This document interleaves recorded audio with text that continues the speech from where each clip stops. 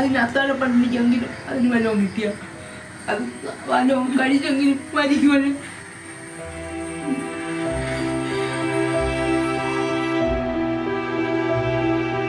ഈ കിടക്കാടൻ മേലെ ലേലത്തിലിരിക്കുകയാണ്.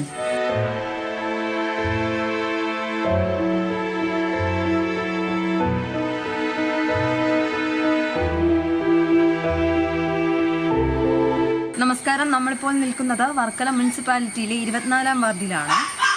ഇവിടെ ഒരമ്മയ്ക്ക് യൂട്രസിൽ ക്യാൻസർ ബാധിച്ച് ചികിത്സയിലാണ്. അവരുടെ ദയനീയാവസ്ഥ കണ്ടാണ് വിസ്മയ ന്യൂസ് ഇങ്ങോട്ടെത്തുന്നത്.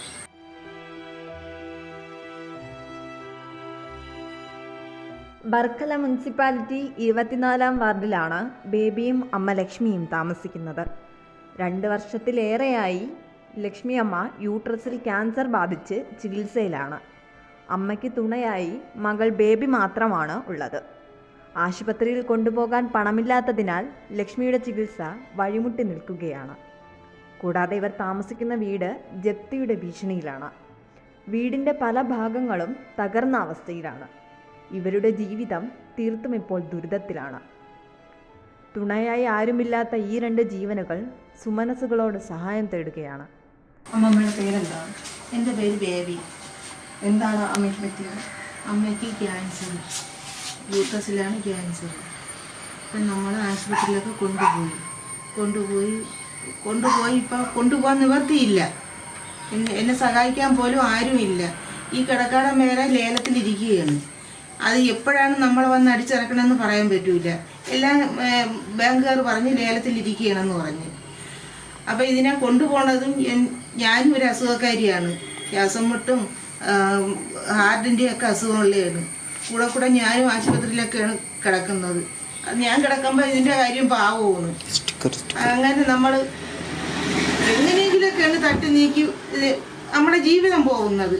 പിന്നെ ഈ അമ്മമ്മയാണ് കയ്യിരുന്ന നുള്ളി പറക്കി തന്നിട്ട് പറഞ്ഞ് നമുക്കൊരു കച്ചവടം ഇടാം. അപ്പോഴത്തേക്ക് അതിൽ നിന്ന് നമ്മൾ ആഹാരമൊക്കെ നടക്കുമല്ലേ. ഇത് കണ്ണ് കാഴ്ചയില്ല. അപ്പം അതിന് വേവിച്ച് തിന്നാൻ പോലും അതിനെ കൊണ്ട് ഒക്കില്ല. അപ്പം നമ്മൾ ഇവിടെ ഇട്ട് വേവിച്ച് നമ്മൾ 3 പേരും കൂടെ കഴിക്കും.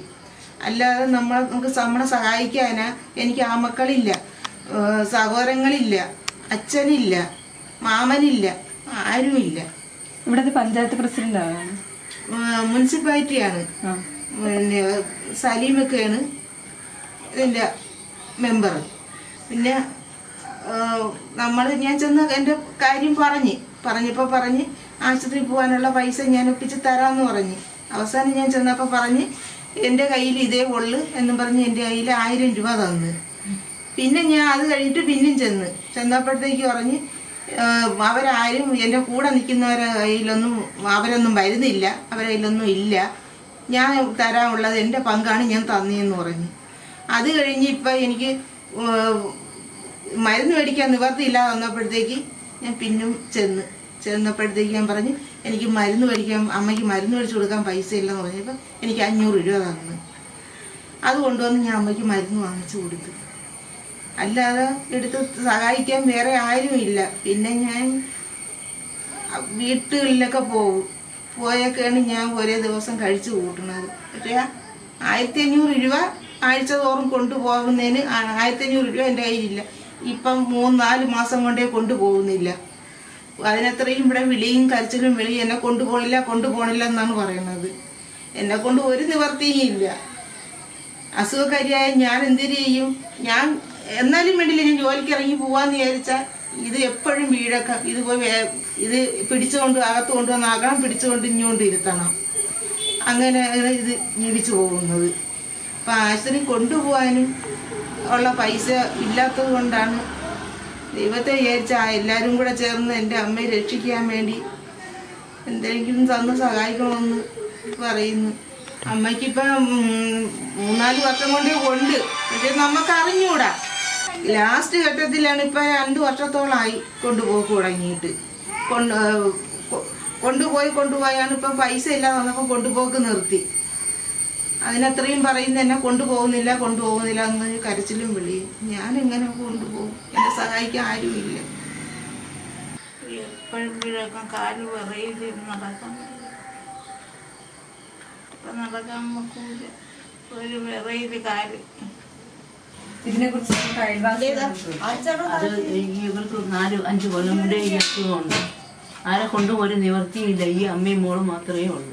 പിന്നെ അവരാളെ ചെമ്മയാണ്.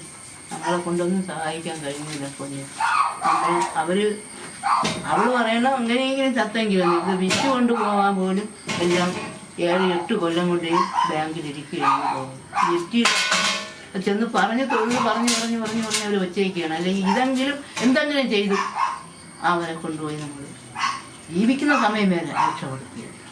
അല്ലാതെ നമ്മളെ കൊണ്ടുപോയി നിവർത്തിയില്ല.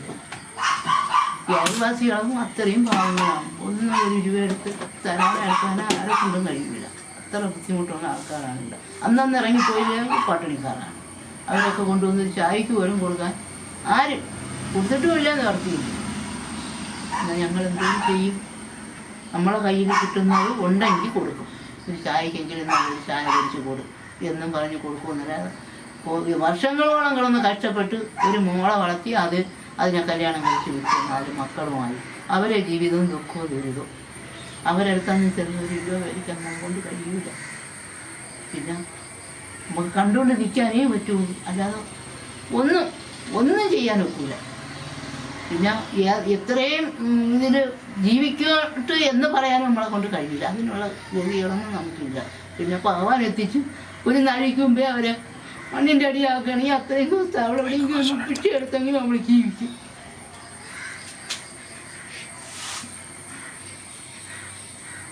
ഞാൻ എപ്പോഴും വരെ എടുക്കുകയും ചെയ്യുന്ന എപ്പോഴും വരും. നമ്മുടെ പ്രേക്ഷകരോട് എന്താ പറയാനുള്ളത്? ആരായിരുന്നാലും സഹായിക്കുന്നവരും തന്മനസ്സുണ്ടെങ്കിൽ ആരെങ്കിലും സഹായിച്ചാൽ പുണ്യമാവും. ആരായാലും ഒന്നുമില്ലെങ്കിലും അതിന് അത്താഴപ്പട്ടിണിക്കെങ്കിലും അതിന് വല്ലതും കിട്ടിയ അത് വല്ലതും കഴിച്ചെങ്കിലും മരിക്കുമല്ലോ.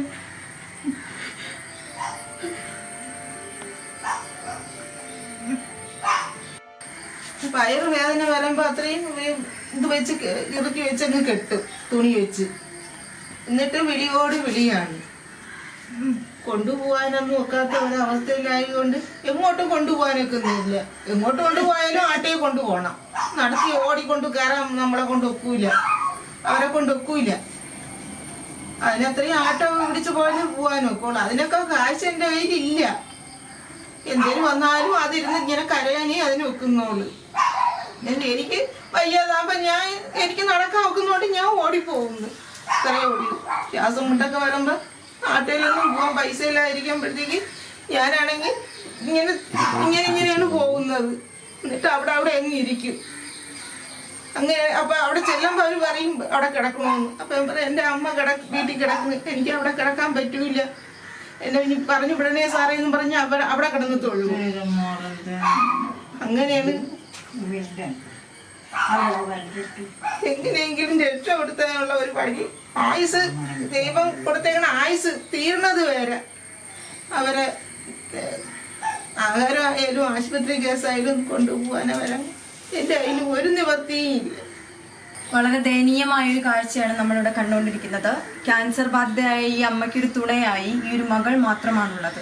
അന്നത്തെ അന്നത്തിനായി ഈ ഒരു കട നടത്തിയാണ് അവർ ജീവിതമാർഗം മുന്നോട്ട് കൊണ്ടുപോകുന്നത്.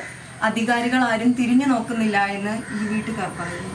ഇത് കാണുന്ന പ്രേക്ഷകരിൽ സന്മനസ്സുള്ളവർ ഈ കുടുംബത്തെ സഹായിക്കണമെന്നാണ് എനിക്ക് പറയാനുള്ളത്.